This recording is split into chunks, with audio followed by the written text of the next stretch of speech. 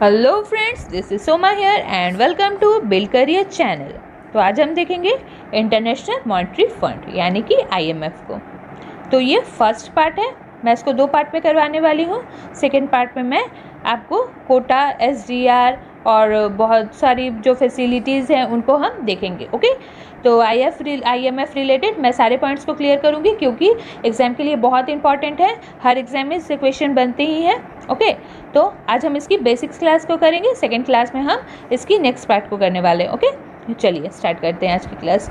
तो उससे पहले चैनल पे न्यू हो तो चैनल को सब्सक्राइब करना, वीडियो पसंद आए तो प्लीज़ लाइक करना, फ्रेंड्स के साथ शेयर करना और आपने कुछ सजेशन हो तो आप कमेंट बॉक्स में कमेंट कर सकते हो। ओके, चलिए स्टार्ट करते हैं। इंटरनेशनल मॉनेटरी फंड, तो ये एक इम्पॉर्टेंट टॉपिक है, इसीलिए चलिए इसको हम देखेंगे, लेकिन आराम से एक एक पॉइंट को हम समझते हुए चलेंगे और एक एक पॉइंट को मैं क्लियर करूंगी आपके लिए। ओके, तो आईएमएफ यानी कि इंटरनेशनल मॉनेटरी फंड कब एग्जिस्टेंस में आया? 27 दिसंबर 1945। तो मैंने यहाँ पे पॉइंट वाइज इसीलिए लिखा है कि एक बार इसका स्क्रीनशॉट ले लेना, तो एग्जाम में एक बार देख लोगे तो आपके लिए ये अच्छा रिविज़न हो जाएगा। ओके, तो ये आया था कब? 27 दिसंबर 1945 को, और ये 1944 में होने वाली जो ब्रिटेन वुड्स कॉन्फ्रेंस थी उसी के थ्रू ये आया था, जो कि न्यू हैम्पशायर में हुई थी। मेंबर कंट्रीज आईएमएफ की प्रेजेंट में कितनी है? तो ये है 189, और नॉर्वे जो है वो सबसे न्यू मेंबर है, यानी कि 189th मेंबर है आईएमएफ का। तो आईएमएफ में 25 एग्जीक्यूटिव डायरेक्टर्स हैं, जो कि 189 मेंबर कंट्रीज़ हैं उनको ये रिप्रेजेंट करता है। और अभी जो प्रेजेंट में सीईओ हैं उनका नाम है क्रिस्टलिना जॉर्जीवा, जो कि बुल्गारिया से हैं। ओके, तो ये सिर्फ पॉइंट वाइज यहाँ पे है, तो पूरी डिटेल को हम समझेंगे। ओके, तो हाइलाइट्स क्या है आईएमएफ रिलेटेड, चलिए देखते हैं। तो जो यूएस है यानी कि यूनाइटेड स्टेट है, वो आईएमएफ की सबसे बड़ी वाली कंट्रीब्यूटर है। ओके, इसका कंट्रीब्यूशन है $155 बिलियन। और कायला डज़ारबैसियोग्लू जो हैं ये आईएमएफ की स्ट्रैटेजी, पॉलिसी और रिव्यू डिपार्टमेंट की न्यू डायरेक्टर है। तो मैंने यहाँ पे नाम को इसीलिए इंक्लूड किया है क्योंकि ये करंट अफेयर में शामिल है, न्यू अपॉइंटमेंट हुआ है इनका। ओके, तो इसीलिए एक बार नाम ज़रूर ध्यान में रखिएगा। ओके, इसलिए ये नाम इम्पॉर्टेंट बनता है आपके लिए। और आईएमएफ की 3 रिपोर्ट्स हैं जो ये पब्लिश करती हैं, तो कौन कौन है? तो फर्स्ट है वर्ल्ड इकोनॉमिक आउटलुक, सेकेंड है ग्लोबल फाइनेंशियल स्टेबिलिटी रिपोर्ट, और थर्ड है फिजिकल मॉनिटर। ओके, और यहाँ की चीफ इकोनॉमिस्ट कौन है? गीता गोपीनाथ जी, जो कि इंडियन अमेरिकन है। ओके, चलिए ओवरव्यू इसका हम देखेंगे अब डिटेल में।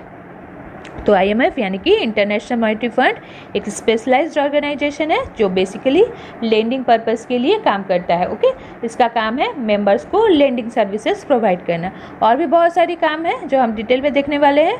तो इसकी 189 मेंबर्स कंट्री है, और ये यूनाइटेड नेशन की एक स्पेशलाइज्ड ऑर्गेनाइजेशन है जिसको कि ब्रिटेन वुड्स कॉन्फ्रेंस के थ्रू लाया गया था, और इसका काम था international monetary corporation financial stability लाना वर्ल्ड में। ओके, और ये और भी काम करती है, जैसे कि इंटरनेशनल ट्रेड को बढ़ाना, हाई एम्प्लॉयमेंट को प्रमोट करना, सस्टेनेबल इकोनॉमिक ग्रोथ को बढ़ाना और पॉवर्टी को कम करने के लिए भी ये वर्क करती है। आईएमएफ अपने मेंबर कंट्रीज़ को असिस्टेंस भी प्रोवाइड करती है और फाइनेंशियल हेल्प भी प्रोवाइड करती है अगर मेंबर कंट्रीज़ में कुछ फाइनेंशियल क्राइसिस आ जाए तो।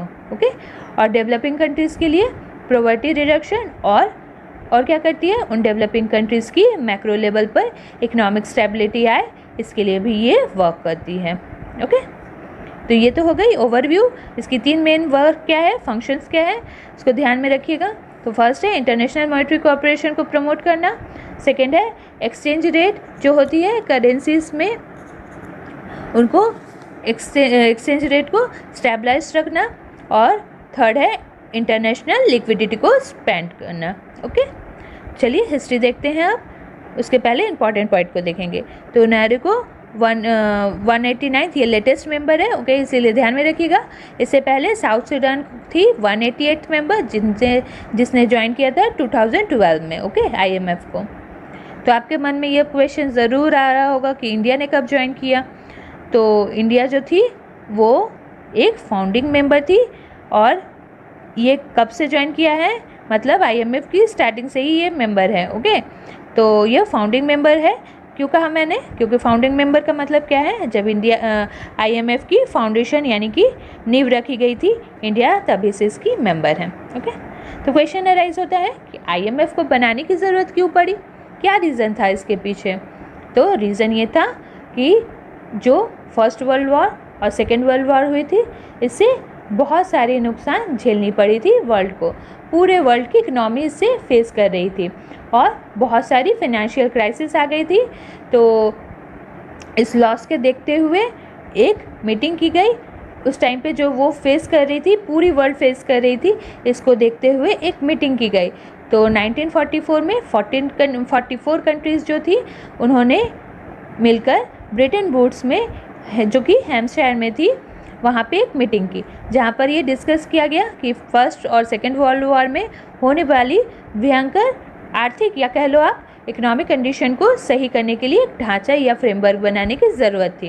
ओके, इसे यहाँ पे यही बात डिस्कस की गई और इस ज़रूरत को देखते हुए एक ऑर्गेनाइजेशन बनाने की सोच रखी गई, जो कि इस तरह से बचाने के लिए, मतलब विश्व युद्ध या फिर कह लो वर्ल्ड वॉर से दुनिया को बचाने के लिए और 200 देशों के बीच कॉन्फ्लिक्ट दोबारा अराइज ना हो, इसके लिए ये ध्यान रखने के लिए भी एक ऑर्गेनाइजेशन बनाने के लिए कहा गया।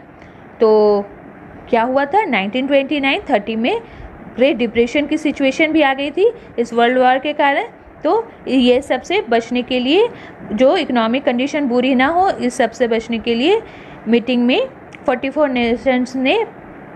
नेशन के रिप्रेजेंटेटिव सारे कंट्रीज़ की इकोनॉमिक स्टेटस को बिल्डअप करने के लिए एक ऑर्गेनाइजेशन बनाने की बात की, जिससे कि इंटरनेशनल मॉनेटरी कॉरपोरेशन और इकोनॉमिक स्टेबिलिटी के लिए वर्क किया जा सके। तो इसीलिए IMF को रिकमेंड किया गया और यही रीज़न था कि IMF और वर्ल्ड बैंक दोनों को स्टैब्लिश किया गया। ओके, तो ब्रिटेन वुड्स ट्विंस भी इन्हें कहा जाता है, IMF और वर्ल्ड बैंक को, ध्यान में रखिएगा। ओके, तो इसकी ऑब्जेक्टिव क्या है IMF की? तो IMF की ऑब्जेक्टिव वही है कि इंटरनेशनल मॉनेटरी कॉरपोरेशन करना, मतलब IMF एक इंटरनेशनल मॉनेटरी कॉरपोरेशन के लिए ही काम करती है। इसको इसीलिए इस्टेब्लिश किया गया है जिससे कि इसके मेंबर्स कंट्रीज़ में इंटरनेशनल मॉनेटरी कॉरपोरेशन हो सके, और ये एक परमानेंट इंस्टीट्यूशन है जो कि कंसल्टेंसी सर्विस प्रोवाइड करती है और फाइनेंशियल क्राइसिस में ये कोलैब भी करती है। ओके, तो ये इंश्योर करती है एक्सचेंज स्टेबिलिटी। ये इसका अनदर एक इम्पॉर्टेंट फंक्शन है, ऑब्जेक्टिव है कि ये एक्सचेंज रेट स्टेबिलिटी को मेंटेन करने के लिए हेल्प करती है और एक एक्सचेंज अरेंजमेंट प्रोवाइड करती है मेंबर कंट्रीज़ को, जिससे कि क्या हो सके, जिससे कि अननेसेसरी कॉम्पिटिटिव एक्सचेंज में डिप्रेशन ना आ सके, ये भी ध्यान रखती है। ओके, तो ये करेंसी की वैल्यू को डिप्रिशिएट ना हो, ये फॉरेन करेंसी की, तो ये भी ध्यान रखती है कौन? IMF। थर्ड क्या है? थर्ड है बैलेंस ग्रोथ ऑफ ट्रेड। तो ट्रेड की ग्रोथ को बैलेंस में रखना, ये भी IMF का एक ऑब्जेक्टिव है। IMF इंटरनेशनल ट्रेड को प्रमोट करती है जिससे कि ट्रेड को एक्सपेंशन मिले और ग्रोथ भी बैलेंस में रहे। ओके, तो IMF मेंबर कंट्रीज़ में इनकम और एम्प्लॉयमेंट को मेंटेन रखने के लिए भी हेल्प करती है। Okay, correction of BOP maladjustment. तो मेंबर कंट्रीज़ की बैलेंस ऑफ पेमेंट में अगर कोई डिसइक्विलिब्रियम की सिचुएशन आ जाए तो IMF इसे कम करने के लिए या फिर इसे हटाने के लिए भी वर्क करता है। ओके, चलिए अब नेक्स्ट स्लाइड चलते हैं। Function of IMF। तो IMF की फंक्शंस क्या है, चलिए देखते हैं। जो इम्पॉर्टेंट है मैंने यहीं पे इंक्लूड कर दिया है, इससे यही इम्पॉर्टेंट है और कुछ इसकी एक्स्ट्रा फंक्शन अब नहीं है। ओके, तो इकोनॉमिक सर्विलांस मतलब क्या करती है? आर्थिक निगरानी। सर्विलांस मतलब निगरानी। ओके, तो IMF इंटरनेशनल मॉनेटरी सिस्टम की देखभाल करती है और इसके जो 189 मेंबर कंट्रीज़ हैं उनके फाइनेंशियल और इकोनॉमिक पॉलिसीज़ की ये निगरानी करती है। इसके लिए IMF ग्लोबल लेवल पर और नेशनल लेवल पर दोनों जगह के एक्सपेक्टेड रिस्क पर नज़र रखती है और ज़रूरत पड़ने पर पॉलिसी एडजस्ट करने की भी ये सलाह देती है। ओके, लेंडिंग फैसिलिटी यानी कि उधार देना या फिर ऋण देना। IMF अपने मेंबर कंट्रीज़ को लोन प्रोवाइड करती है अगर उस पर्टिकुलर कंट्री की बैलेंस ऑफ पेमेंट में डिसइक्विलिब्रियम आ जाए। तो BOP की क्लास मैंने डाल चुकी हूँ मैं। ओके, तो लिंक मैं आई बटन में डाल दूँगी, ओके, एक बार जाकर ज़रूर देख लेना, तब BOP में भी पता चल जाएगा अब क्या है BOP। ओके, तो फिर कोई मेंबर कंट्रीज़ अपने करेंसी को स्टेबलाइज करना चाहे या फिर इंटरनेशनल रिजर्व को रिबिल्ड करना चाहे तो IMF इसमें भी हेल्प करती है। ओके, कैपेसिटी डेवलपमेंट मतलब अगर कोई मेंबर कंट्री अपनी इकोनॉमी को डेवलप करने के लिए कोई सजेशन या एक्सपर्ट एडवाइस की नीड हो उन्हें, तो IMF इसमें भी इसे हेल्प करती है। Okay, type of membership of IMF, तो कितने तरह की है? तो 2 तरह की है। ओके, तो 2 तरह की क्या क्या है? तो 2 तरह की में है कि जो IMF की मेंबरशिप है वो होती है एक ओरिजिनल मेंबरशिप और सेकंड है ऑर्डिनरी मेंबरशिप। तो ओके, तो ओरिजिनल मेंबरशिप क्या है? जो 44 कंट्रीज़ हैं जो कि रिप्रेजेंटेटिव जिनके पार्ट लिए थे ब्रेटन वुड्स कॉन्फ्रेंस में, और वो अग्री भी हुए थे मेंबर बनने के लिए 31 दिसंबर 1945 से पहले। ओके, ध्यान रखिएगा क्योंकि ये बनने से पहले हुए थे एस्टैब्लिशमेंट के टाइम पे, तो वो हैं ओरिजिनल मेंबर। तो इसमें कौन कौन शामिल है? इसमें 44 मेंबर तो शामिल है। इसमें मैंने कुछ नामों को यहाँ पे इंक्लूड किया है, जैसे कि Belgium, Bolivia, Canada, China, Colombia, France, India, Iceland, South Africa, Mexico, US, UK और बहुत सारे कंट्रीज़ हैं। 44 में मैंने कुछ नामों को यहाँ पे आपके लिए इंक्लूड किया है। ओके, ऑर्डिनरी मेंबरशिप मतलब जो कंट्री बाद में आए हैं, मतलब इस्टेब्लिश होने के बाद आए हैं और वो IMF के मेंबर बने हैं।